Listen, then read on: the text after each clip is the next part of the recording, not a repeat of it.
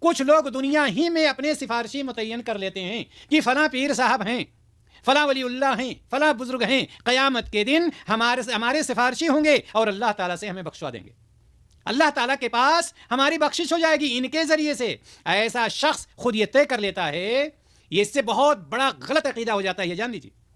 اگر کوئی شخص کسی کے بارے میں یہ طے کر لیتا ہے کہ یہ صاحب ہمارے سفارشی ہوں گے اللہ تعالیٰ کے پاس اور ہمیں بخشوا لیں گے اور جنت ہمیں مل جائے گی، گویا کہ ایسا شخص کسی ولی اللہ کے بارے میں، کسی پیر کے بارے میں وہ یہ سمجھ لیتا ہے یہ شخص شفاعت کے منصب پر فائز ہے۔